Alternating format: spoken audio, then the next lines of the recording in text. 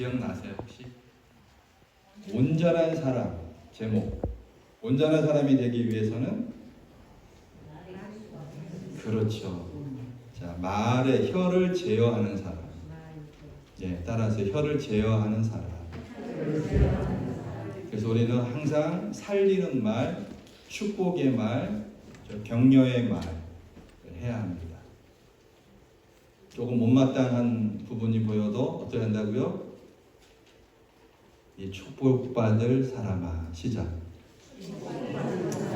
제 말이 꼬이네요. 축복받을 사람. 당신은 잘 될 겁니다. 시작. 진심으로 이렇게 얘기해야 돼요. 그죠? 여러분, 우리 믿음의 사람들은 경쟁의 관계가 아닙니다. 그 세상이죠, 그것은. 정말 안타까운 것은 교회 안에서 경쟁을 하는 사람들이 있어요. 경쟁. 제가 좀 규모가 큰 교회에서 부목사를 할 때에 그 부목사들이 많잖아요. 알게 모르게 이제 교구를 맡다 보니까 경쟁이 되는 거예요. 경쟁. 그래서 정말 어떤 그런 모습들 가운데서 하나님이 기뻐하지 않는 모습도 보게 되었고,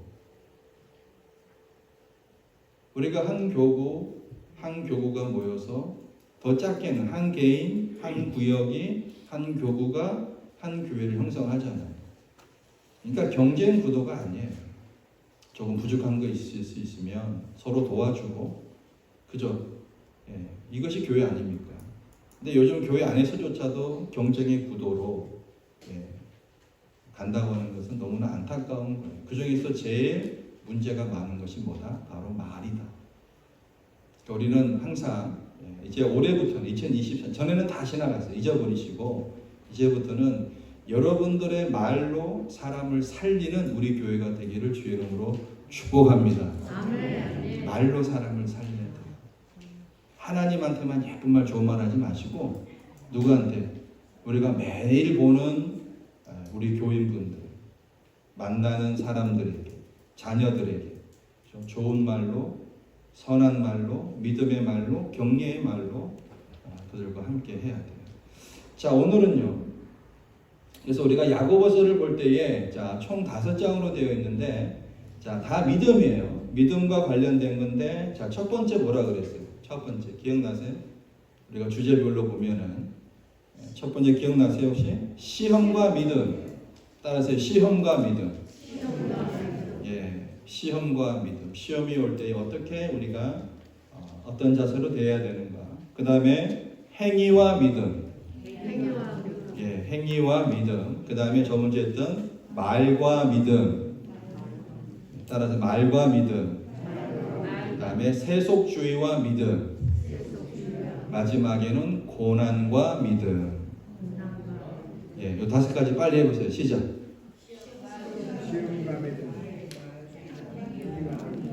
말과 믿음, 세속주의와 믿음, 고난과 믿음. 그죠?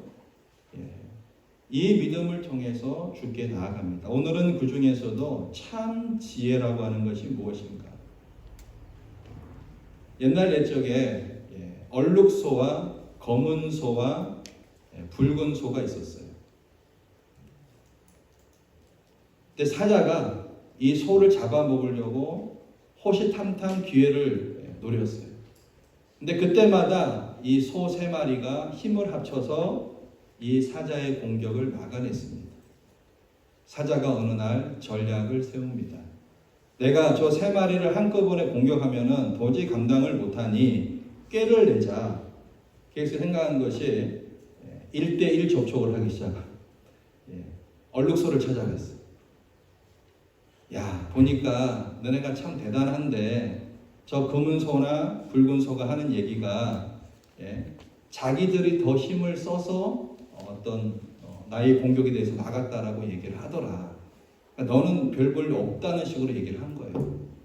근데 이 사자가 얘한테만 찾아간 것이 아니라 검은 소, 붉은 소 찾아가서 그렇게 뭐예요? 이간질을 시키는 거예요. 제가 궁금한 것은 1대1로 찾아가서 잡아먹지 뭘 찾아가서 의논을 어쨌든 간에 이야기니까 예, 그렇게 이야기했어요. 소들이 모였어요. 어때요? 서로의 마음속에 서로 미워하는 마음이 생기기 시작했어요. 우리 힘을 합쳐서 된 건데 지가 더 힘이 세서 그렇다라고 얘기를 하니까는 이제부터는 그때로부터는 뭐예요? 이 세 마리가 힘을 합쳐서 하지를 못해요. 더 심해진 것은 검은 소와 얼룩소가 다투기 시작하는데 뿔이 걸렸어요. 뿔이 걸려가지고 하다 보니까 둘 다 뿔이 빠져버렸어요. 이 틈에 사자는 한 놈씩 잡아먹었다라고 하는 믿거나 말거나 얘기가 있습니다. 뭘 얘기하는 거죠? 우리가 참 지혜라고 하는 것은 이간질을 통해서 어떤 공격이 들어왔어요. 그렇게 사이좋던 사이좋던 그 소 세 마리가 갑자기 분열이 되기 시작하고 힘을 합치지를 못해요. 이간질하는 그 사자도 나쁘지만 그 말에 속아 넘어가서 그렇게 단합되어지던 그 모습이 참 지혜라고 할 수 있겠는가? 할 수 없어요. 세상의 지혜의 특징이 뭐냐면요. 넘어지게 하는 거고 소란스럽게 하는 거고 분쟁케 하는 것입니다. 이것을 우리가 아셔야 돼요. 그러니까 우리가 시험을 이기는 길은 지혜의 온유함으로 그 행함을 보이는 거예요. 그래서 지혜는요, 위로부터 난 지혜와 땅에 속한 지혜가 있습니다. 근데 이 두 지혜는 절대 함께 병립, 공존할 수가 없어요. 오늘 1차적으로 본문의 배경이 뭐예요? 초대교회 당시에 스스로 선생이 되어서 내가 지혜와 총명이 있다라고 하면서도 오히려 생활에 있어서는 이기적이고 세속적인 욕망으로 인해서 성도들 간의 분쟁, 다툼을 일으키는 그런 자들의 어리석음과 그 죄악을 지적하는 데 있단 말이죠. 그러니까 참 지혜는 반드시 뭐가 따라와야 돼요? 믿음의 선행이 나타나야 합니다. 그러니까 오늘의 핵심 포인트는 이거예요. 이거를 잘 염두에 두고 오늘 본문을 따라 좀 살펴보기를 원합니다. 자, 13절을 보시면요. 13절 다 같이 시작. 크게 읽으세요. 시작.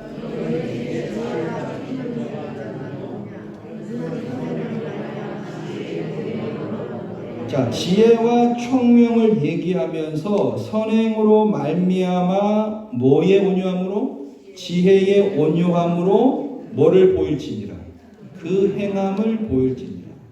그러니까 총명과 지혜가 있다면 스스로 과시하지 않습니다.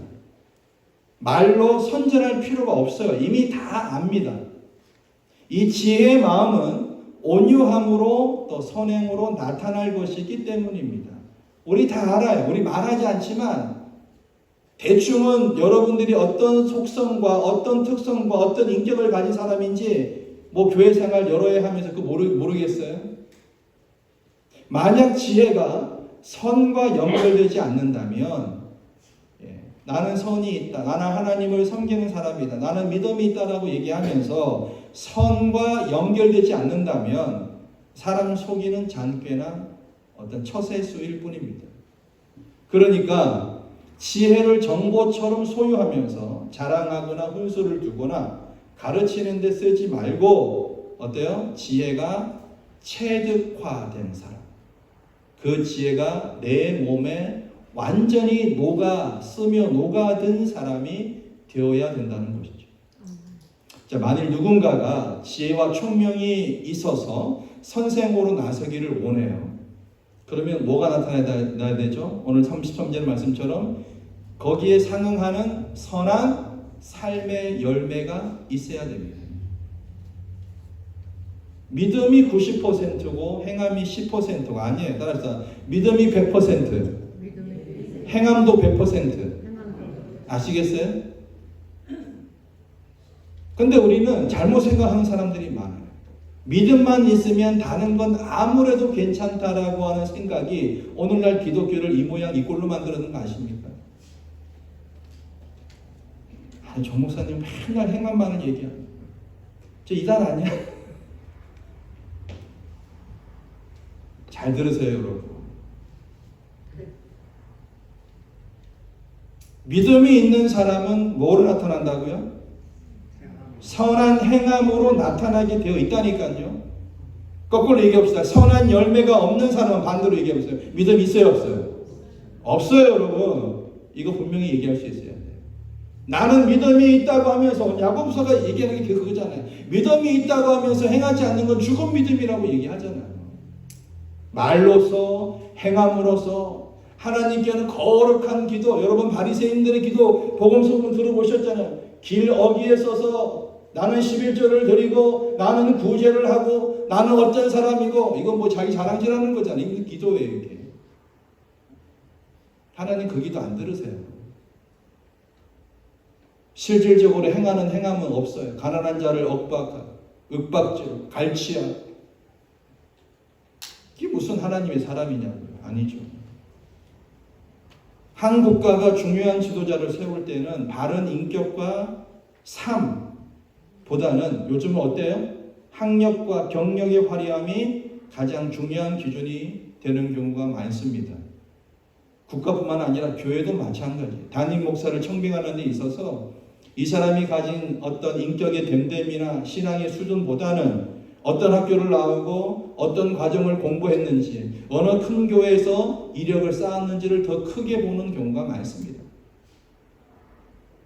그것이 뭐 나쁘다라고 얘기할 수는 없지만, 만약에 담임 목사를 청빙하는 기준이 그것밖에 없다면 그것은 문제라고 하는 거예요. 여러분 어떻습니까? 여러분들의 사위와 여러분들의 자부를 구하실 때에, 찾으실 때에 어떤 마음으로 하셨어요?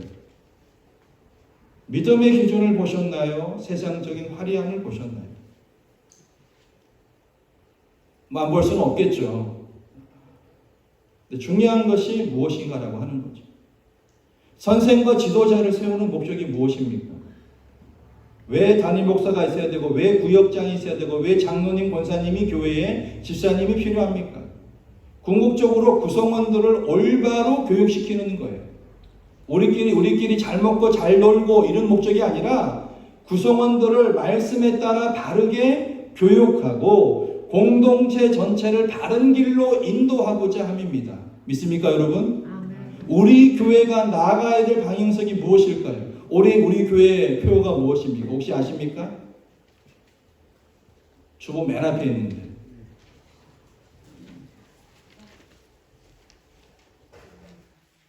예배의 회복과 구원의 감격을, 두 가지예요. 다시요. 예배의 회복, 구원의 감격. 그런 교회가 되어야 된다는 거죠. 그래서 야고보는 선생 지도자가 되려는 한 자들에게 지혜에 따른 선한 삶을 증거로 요구합니다. 야고보만 얘기한 게 아니에요. 바울도 보시면 교사나 지도자를 세울 때에 무엇보다 그 인격과 삶을 봐라 말씀합니다. 디도서 3장에 보시면 사람이 감독 직분을 얻으려 하면 선한 일을 사모한다 함, 선한 일을 사모해야 되고요. 감독은 책망할 것이 없으며 한 아내의 남편, 절제, 근신, 아담, 나그네를 대접하며 가르치기를 잘하고 술을 즐기지 아니하며 구타하지 아니하며 오직 관용하며 다투지 아니하며 돈을 사랑치 아니하며 자기 집을 잘 다스려 자녀들로 모든 단정함으로 복종케 하는 자. 그러면서 5절에 가로를 쳐놨어요. 사람이 자기 집을 다스릴 줄 알지 못하면 어찌 하나님의 교회를 돌아보겠느냐 그 말. 6절부터 보면 새로 입교, 금방 들어온 사람 하지 말고 교만하여져서 마귀를 정죄하는 그 정죄에 빠질까 한다. 금방 들어온 사람 하지 말고. 또한 외인에게서도 선한 증거를 얻은 자, 비방, 마귀, 올무에 빠질까 염려하라. 이거 이제 감독, 목사에 관한 얘기고요. 집사들도 단정, 일구이연, 말, 그죠? 한 입에 두 얘기 하지 말고 술에 임박이지 아니하고 더러운 일을 탐하지 아니하고 깨끗한 양심의 믿음의 비밀을 가진 자, 이에 이 사람들을 먼저 시험하여 보고 그 후에 책망할 것이 없으면 집사의 직분을 얻게 할 것입니다. 여자들도 단정, 참소하지 말며 절제, 모든 일에 충성된 자, 집사들은 한 아내의 남편이 되어 자녀와 자기 집을 잘 다스리는 자, 집사 직분을 잘한 자들은 아름다운 지위와 그리스도 예수 안에 있는 믿음의 큰 담력을 얻습니다. 이 기준으로 보면은 굉장히 이 기준은 높습니다. 그죠? 근데 우리가 이 기준에 맞추도록 노력을 많이 하셔야 돼요. 믿음으로 구원 받았는데 아무렇게나 살면 어때? 아무렇게나 살면 큰일 납니다, 여러분. 거룩한 습관을 쫓지 않는 사람. 그래서 우리의 신앙의 선배들, 우리도 교회도 마찬가지. 코로나 이전에는 매일 새벽기도 드렸죠. 수요예배 드렸죠. 일상적인 습관이 아니라 거룩한 습관이라고 저는 말씀을 드리고 싶어요. 기도하는 거, 예배 드리는 거, 습관이 모여서 경험이 되죠. 경험이 모여서 하나님께 대한 우리의 마음을 토해내는 거잖아요. 언제 여러분 혼자 있을 때 예배를 드리시겠습니까? 힘들어요. 제가 보내주는 카톡으로 예배 드리는 분 있어요? 제가 보내면서 관심 많이 합니다. 함께 모여서 거룩한 습관을 따라 하나님 앞에 예배를 드리셔야 됩니다. 그래서 보시면 지혜의 온유함으로 그 행함을 보여야 된다라고 얘기하고, 자 14절부터 보십시오.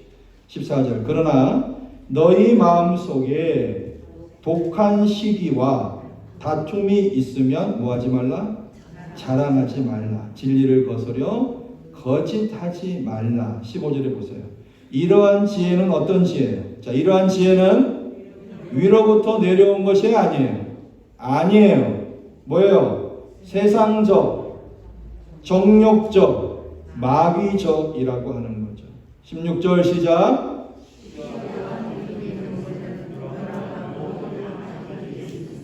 시기와 다툼이 있는 것에는 요란 모든 악한 일들이 있다라고 얘기합니다. 선을 이루려는 목적과 이기적인 마음이 우리 안에 있어요.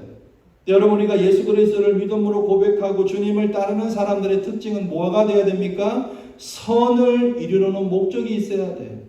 내가 교회를 섬기고 다른 사람을 섬기고 교회의 직분자로서 그 직분을 감당하려고 하는 모든 일들 속에서 선을 이루려고 하는 목적이 내 마음속에 탑재되고 체득화되어 있어야 한다는 얘기입니다. 여러분, 사단이 처음부터 사단이 아니에요. 광명한 천사가 하나님처럼 높아지려고 결국 지상으로 쫓겨난 것이 사단입니다. 아담과 하와를 보시면은 얼마나 하나님께서 아담과 하와를 아름답게 만드셨어요. 뱀의 유혹으로 하나님처럼 눈이 밝아지려는 이 욕심, 선한 마음이 아니라 이기적인 마음 때문에 결국은 타락하게 되고 모든 인류가 범죄하게 되는, 그래서 예수 그리스도가 이 땅에 오셔야 되는 그 빌미를 아담과 하와가 제공했던 거 아닙니까? 교회 안에서도 마찬가지. 빌립보 교회의 두 유력한 일꾼, 여러분 보통 일꾼이어서 성경에 기록이 되었겠어요? 얼마나 교회 충성 봉사했으면 빌립보 교회 안에서 유오디아와 순두계, 봉사에 대한 이 경쟁적인 열심으로, 근데 오히려 교회에 분란을 일으켰어요. 이들 모두 시기하고 다툼에서 출발된 헛된 지혜의 표단들입니다. 열심히 하는 건 좋은데 다투고 시기하고 요란스럽고, 이거는 선한 목적에서의 일들이 아니라고 하는 것입니다. 어떤 사람은 교회를 봉사하면서 자기 이름이 드러나야 되고, 주보를 만드는 사람의 실수도 있죠. 헌금을 냈는데 헌금에 이름이 자기 이름이 없으면, 우리 교회는 없어요. 제가 다른 교회 보니까 난리. 담임 목사님한테 얘기해가지고 부모사한테 엄청 깨져요. 회의할 때. 그래서 저는 주보를 볼 때 제일 겁나는 게 사람 이름 나옵니다. 예. 여기는 없지만 그래서 써놓는 거예요. 혹시나 명단에 빠지신 분은 사무실로 알려주시면 좋겠습니다. 실수하지 않아야 되지만 그 이름이 빠졌다고 하나님 모르실까요? 마음에 독한 시기와 다툼이 있으면 진리를 거슬러 거짓말합니다. 자신과 타인의 삶을 지옥불로 사르게 돼요. 이는 마음에 심긴 말씀이 열매를 맺지 못하게 하는 엉겅퀴이기 때문이에요. 그런 지혜의 출처는 성령도 아닙니다. 귀신이고 탐욕이고 유한하고 타락한 마음의 상태예요. 그러니 거짓 지혜가 있는 곳에 혼란과 모든 악한 일이 있는 것은 당연합니다. 우리 생각해 보셔야 돼요. 내가 어떤 지혜를 소유하고 있는가? 오늘 성경에서 얘기하는 하늘의 참 지혜인가? 땅에 속한 거짓 지혜인가? 내가 맺는 관계 속에서 무엇이 창조되고 있는가? 갈등과 혼란입니까? 아니면 주님 안에서 샬롬과 안식입니까? 러시아 위대한 문호 톨스토이는 이런 얘기를 합니다. 헛된 지혜를 두려워하라. 세상 모든 악이 여기서 비롯된다. 이렇게 얘기해요. 헛된 지혜. 거짓 지혜의 그 경계는 하나님께 지혜를 구하고 선행과 온유함으로 그 지혜가 참된 지혜인 것을 입증해야 된다라고 하는 것입니다. 17절을 보세요. 17절 시작. 오직 위로부터 난 지혜는 첫째 성결하고 다음에 화평하고 관용하고 양순하며 긍휼과 선한 열매가 가득하고 편벽과 거짓이 없나니. 마귀로부터 오는 지혜의 열매들은 어떤 것이에요? 우리 한번 정리합시다. 마귀로부터 오는 지혜의 열매는 따라서 요란하고 그 다음에요 악한 일들, 그죠? 요란하고 악한 일들은 마귀로부터 오는 지혜. 근데 위로부터 난 지혜의 가장 큰 특징은 뭘까요? 이 땅에 근거를 두지 않습니다. 따라합시다. 오직 하나님께로부터 왔습니다. 믿습니까 여러분? 하나님께로부터, 하나님의 지혜. 세상에서 난 지혜와 정반대의 속성. 여러분 17절만 보시면 어떤 구조가 비슷해요. 17절만 또 보시면 갈라디아 5장 22, 23절에 나타나는 성령의 9가지 열매 비슷하죠? 해볼까요? 사랑과 희락과 화평과 오래 참음과 자비와 양성과 충성과 온유와 절제. 그죠? 신비한 지혜와 능력. 여러분 너무 신비한 것으로 따라가지 마세요. 누가 어디서 병을 고쳤더라. 예? 우리 마음을 혹하게 하고 넋놓고 따라가게 하고, 예? 우리를 믿음의 정도에서 벗어나게 하는, 예? 제가 통계를 보니까 교회 다니는 사람들이 점집을 찾는 비율이 얼마나 높은지 아세요? 교회 권사님들, 집사님들 점집 찾아가서 우리 자식이 어떻게 되겠습니까? 우리 남편이 어떻게 되겠습니까? 여러분 웃을 일이 진짜라니까요. 성경적 프리즘에 그 사람을 대입하여 그 능력이 어디에서 왔는지 구별할 생각은 못하고 맹목적으로 쫓아가는 것 우리가 경계해야 합니다. 능력 있고 지혜가 있다는 소문만 듣고 무조건 쫓아가면 큰일 날 수 있어요. 영적인 세계는요. 따라합시다. 하나님의 나라와 사단의 나라가 나뉘어져 있습니다. 마귀가 얼마나 교묘한 줄 아세요? 데살로니가후서에 보니까 악한 자의 임함은 사단의 역사를 따라 모든 능력과 표적과 거짓 기적과 불의의 모든 속임으로 멸망하는 자들에게 임하리. 조금 기적을 보여주고 조금 낫는 것을 보여주는데 결국은 멸망하는 자들에게 임한다라고 얘기합니다. 자, 위로부터 난 지혜는 그렇지 않아요. 오늘의 가장 핵심적인 요소입니다. 위로부터 난 지혜는요. 자, 우리 예수님께서 마태복음 5장에 보면 산상수훈이 있죠. 예. 들녘에서 언덕에서 많은 사람들이 모인 가운데 하늘의 복을 얘기하시는 장면이 나옵니다. 그래서 어떤 학자는 오늘 이 야고보서 3장 17절 이 말씀이 산상수훈의 관점에서 바라본 지혜의 8가지 열매 이렇게 얘기도 하고 진짜로도 산상수훈을 수훈이라는 말 대신에 지혜의 8가지 열매라고 얘기하기도 합니다. 성령의 9가지 열매에 비유하면서 지혜의 8가지 열매 이렇게 얘기하기도 하고요. 그러니까 세상 사람들이 생각하는 것과는 정반대로 이 실천하는 것은 정말 힘들잖아요. 어리석어 보이잖아요. 그죠? 어리석어 보여요. 근데요, 하늘의 비밀은 여기에 달려있다라고 하는 거예요. 구분하는 지혜가 필요합니다. 영적인 눈으로 그 열매를 따라 냉철하게 검증을 하셔야 돼요. 따라서 우리의 신앙은요, 우리의 감정에 따라 들쑥날쑥 이게 아니라 말씀을 보는 관점에서 따라합시다. 지혜와 성숙함이 필요합니다. 우리가 아이를 키우면서 아이가 아무리 발랄하더라도 그죠? 어느 시기에 어느 때에 이 아이가 크지 않으면 이 아이는 문제가 있는 거예요. 그렇지 않아요, 여러분? 성숙하고 지혜롭게 우리의 신앙이 그래서 예수님께서도 그의 열매로 그들을 알지니 너네 아무리 얘기하는 거 그래 얘기하는 거 좋아 근데 열매로 내가 너를 알겠어 라고 얘기하면서 가시나무에서 포도를 절대 못 구하죠, 못 따죠, 또는 엉겅퀴에서 무화과를 따겠느냐. 자, 우리나라 말로 버전을 바꾸면은 콩 심은데 뭐가 나요? 콩 심은데 팥 나요? 콩 심은데 여러분 뭐 나요? 콩 나요. 팥 심은데, 감자 심은데, 고구마 심은데, 양파 심은데 난단 말이에요. 양파 심어놓고 고구마에 나기를 구하는 사람은 뭐예요? 따라합시다. 따라서 본 사람, 이상한 사람. 가시나무에서 포도를 못 따요. 엉겅퀴에서 무화과를 못 따요. 믿음이 있다고 얘기하면서 그 믿음의 열매를 반드시 보여야 되는 거란 말이죠. 자, 하나 살펴보겠습니다. 자, 하늘에 있는 지혜, 위로부터 내려오는 참 지혜의 특성은, 자, 17절 첫째는 뭐예요? 성결하다. 성결은요, 다른 말로 순결하다는 말이에요. 순결. 부정하거나 더럽지 않음과 마음이 둘로 나뉘지 않는 거예요. 성결한 것은.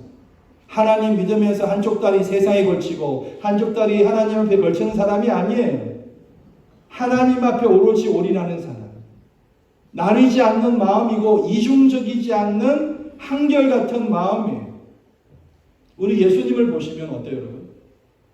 예수님은요, 어리석을 만큼 순수하신 분. 어리석을 만큼. 말씀에 따라 그분이 행하시고자 하는 목적, 하나님께서 예수님을 이 땅에 보내신 그 목적에 순수하게 여러분 순종하시면서 그 길을 묵묵히 걸어가셨던 분이에요. 예수님의 능력이 없어서가 아니에요. 군인들에게 핍박받을 때에 하늘의 12영토 되는 여러분 군단을 불러서 저들을 무찌를 수 있었어요. 근데 하나님 방법이 아니에요. 하나님 방법은 예수 그리스도가 십자가에 못 박혀 돌아가셔야 아담 이후에 모든 죄를 해결하시기 때문에 예수님은 하나님의 뜻에 따라 순수하게 그 길을 가셨던 것입니다. 요셉을 볼까요? 보디발의 아내와 여러분 잠시 쾌락을 누리고 잘 사는 길을 택할 수도 있잖아요. 누가 본다고요? 아무도 없는데. 요셉은 그렇게 하지 않았어요. 순결하고 성결하게. 굳게 지고자 하면 죽음과 같은 고난이 예상이 되지만 그 고난을 마다하지 않고 하나님 보는 눈을 두려워하면서 성결하게 이 세상을 헤쳐갔던 사람. 여러분 우리에게 이게 필요합니다. 우리가 그렇다고 깨끗하고 성결한 사람이에요. 그렇지 않지만 하나님 우리를 불쌍히 여기셨어요. 하나님 앞에 따라합시다. 발버둥 치는 겁니다. 뭐 하는 거라고요? 발버둥 치는 거예요. 살고자 애써 노력하는 거예요. 우리가 어떻게 태평하게 나는 성결하다 이렇게 얘기할 사람이 누가 있겠냐? 없어요. 다음에 보세요. 성결하고 그 다음에 화평하고 평안한 거죠. 평화로운. 혼동으로부터 나온 세상의 지혜와 대비됩니다. 혼동하거나 요란스럽지 않아요. 이 지혜를 지닌 성도는 따라합시다. 평화를 사랑합니다. 이분이 가는 곳에는 뭐가 있어요? 평화가 있어요. 분열이 있는 곳에 이런 분만 가면 평화가 찾아듭니다. 반대의 사람도 있어요. 평화로운 곳에 그 사람만 가면 분열이 돼요. 예수 잘못 믿고 있는 거죠. 그 다음에 뭐예요? 관용하며 관용. 이 말도 온화하다, 온순하다, 공정하다, 에피에이케스라고 하는 헬라어 말인데요. 세상의 지혜를 가진 독선적이고 오만한 사람의 마음과 달리 따라하세요. 참을성이 있고 이해심이 많고 관대하며 친절하다. 그러니까 관용을 다른 말로 친절하다 이렇게 생각하시면 돼요. 어떤 사람이다? 친절한 사람. 예배 끝나고 밥 들으러 갈 때 혼자 100m 달리 다시 마시고 친절하게 그죠? 우리 어르신들 인사하고 함께 모시고 가셨어. 그죠? 친절한 마음이 관용하다. 다음에 양순하다. 양순하다는 말은 따라합시다. 복종하다. 쉽게 순종하는 거예요. 고분고분하다. 거칠고 완고한 것과 반대로 하나님의 말씀에 온당하고 유순하게 받아들이는 것을 의미합니다. 베레아 사람들처럼 그 말씀이 어떠한가 날마다 상고하고 고민하고 생각했던 것처럼 그렇게 하나님 앞에 순종하는 양순한 사람. 자, 지금 뭐 하는 거예요? 하늘로부터 내려온 지혜의 특징을 얘기하는 거예요. 그 다음에 뭐예요? 긍휼. 긍휼이 뭐예요? 고통 가운데 있는 죄인들을 향한 하나님의 자비와 동정심을 얘기합니다. 여러분, 우리가 하나님께 긍휼을 입었기에 이 자리에 올 수 있었어요. 할렐루야. 하나님 앞에 자비롭고 동정심을 얻었기 때문에 우리가 이 자리에 올 수 있었어요, 여러분. 그럼 우리도 어떻게 해야 돼요? 긍휼을 베풀어야 돼요. 사람의 지혜로부터 나오는 냉정함이나 냉랭함과는 달리 도움이 필요한 자에게 긍휼한 마음으로 자비와 동정심을 아끼지 않는 마음, 이런 마음이 중요한 거죠. 다음에 또 뭐예요? 선한 열매. 선한 열매는 이런 긍휼한 마음이 결과로 나타나는 구제인 것입니다. 자, 그 다음에 뭐예요? 편벽. 편벽은요, 아이아크리토스라고 하는 얘기인데, 따라합시다. 구별되지 않은.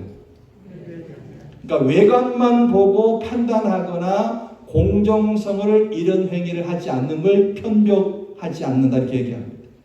아시겠죠? 그러니까 둘로 나뉘지 않고 불공평하게 판결하지 않는 것. 거짓이 없나니 아시죠? 숨김없이 그대로 위선을 행하지 않고 진실하고 거짓 없이 행하는 것을 의미합니다. 자, 이러한 지혜들의 열매를 보십시오.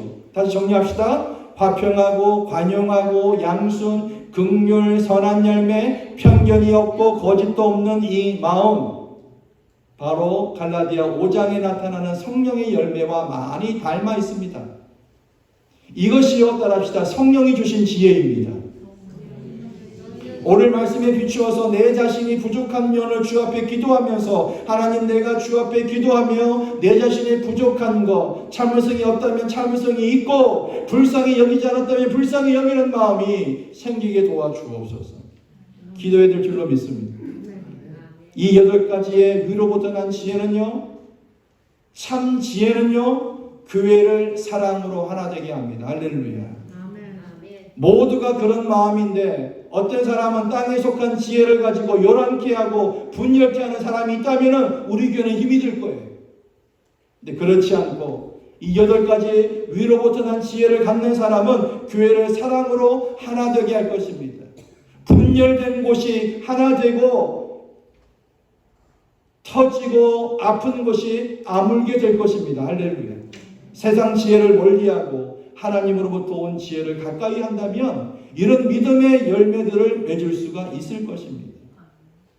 진정한 지혜와 총명을 지닌 자로서 선생의 자격이 있는 사람들의 실제로. 자, 이것이 시험을 허락하신 궁극적인 목적인 뭐예요? 우리가 야고보 1장 4절을 봤어요. 한번 보겠습니다. 야고보 1장 앞에 한 장을 넘기시면 야고보 1장 4절 시작. 인내를 온전히 이루라. 이는 너희로 온전하고 구비하여 조금도 부족함이 없게 하려 합니다. 시험은 우리를 참 지혜의 사람으로 창조할 줄로 믿습니다. 18절 한번 보시죠. 3장 18절 야고보서 시작. 화평케 하는 자들은 화평으로 심어 의의 열매를 거두느니라. 자, 땅에 속한 지혜가 혼란과 갈등을 야기한다면 이제 지혜의 특성 가운데서 다시 한번 마무리 18절에서 화목의 덕목을 다시 한번 강조합니다. 여러분, 어떤 며느리가 집에 들어와야 할까요? 삼형제가 있어요. 철수, 만수, 민수가 있어요.